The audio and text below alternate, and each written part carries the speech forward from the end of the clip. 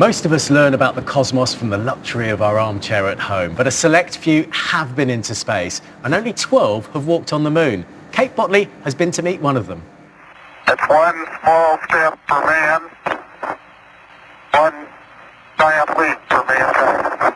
Even if you weren't born in 1969, the chances are that you'll recognise those words from the surface of the moon.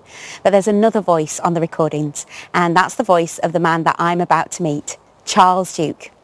We've had shutdown. We copy you down, Eagle. Okay, everybody, T1. Stand by for T1. So you were the voice speaking to Apollo 11. Talk me through that. Talk me through what that felt like to be speaking to Neil Armstrong. My role was CAPCOM, which is an acronym for Capsule Communicator. It's the only person in mission control that can actually talk to Neil Armstrong and Buzz Aldrin. And so we began to have these problems, communication dropouts. We had computer problems. And so the tension was rising in mission control. It's the first time we tried it. The fuel engineer said 60 seconds flight, which meant he had 60 seconds to land, or he would have an abort call from mission control. It was dead silence in mission control.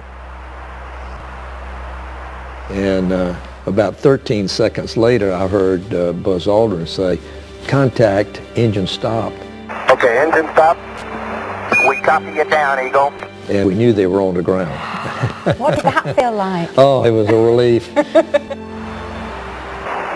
Eagle has landed. 3 years later, Charlie was in space himself as part of the Apollo 16 mission. At the age of 36, he was the 10th and youngest man on the moon. It was amazingly beautiful to me. The moon was mostly shades of gray, but very bright sunlight reflection. You can't really feel the surface through your moon boots. So there was just these emotional highs that continued for 3 days. And any fear? I only had one moment of fear, and that was due to something I shouldn't have done. I was trying to set the high jump record on the moon, and so I gave a big jump, and when I did, I jumped up and fell over backwards. And going over backwards, that was scary because if I hit on my back solidly, my life support system was on the back. It was going to take the brunt of this impact. I responded instead of panicking, and I rolled right and broke my fall. But you left things behind, didn't you? I did. So most memorable for me was a picture of my family. Our boys were young, and we had a family picture taken in our backyard, and we all signed it. And one of the last things I did before I stepped off the moon was to drop that picture onto the moon. And I took a picture of the picture. Got me crying. Your only thought was, let's go. I'm ready to launch. Returning from the moon, Charlie found a new role in life, travelling around the world to speak about his experiences. But despite the status of his achievement, life still didn't feel complete. One day I want to walk on the moon. But after this moonwalk, I'd reached the top. Now what are you going to do? And so I struggled with no peace. And 2.5 years later, I decided to go to a Bible study. And over that weekend, I realized this is what I need. I realized that Jesus was the truth, the way, the truth, and the life. And if I wanted my life to be peace and love and joy, I needed to let him come into my life. And so I confessed him in the front seat of my automobile on a Sunday afternoon in New Braunfels, Texas. And no bells and whistles, but I knew it was the truth. And I had this peace, and that began our faith walk. And that was 1978. And so we've been serving the Lord ever since. And your face has lit up even more than when you were talking about the moon landings. Yeah. Well, my walking with Jesus is a lot more important than my walking on the moon.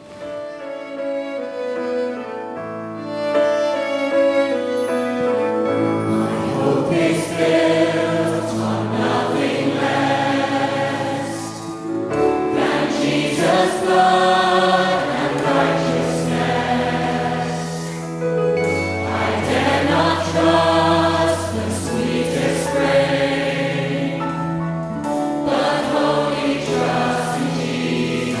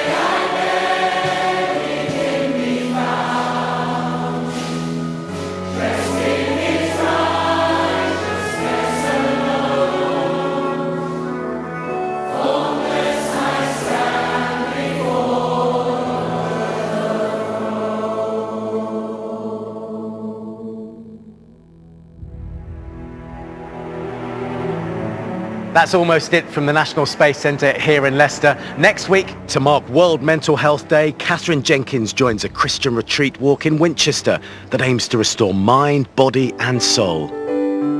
Plus, Strictly contestant Reverend Richard Coles tells me about the mental health issues he suffered as a teenager. Our final hymn reminds us of the hope right at the heart of the Christian life. Until next week, goodbye.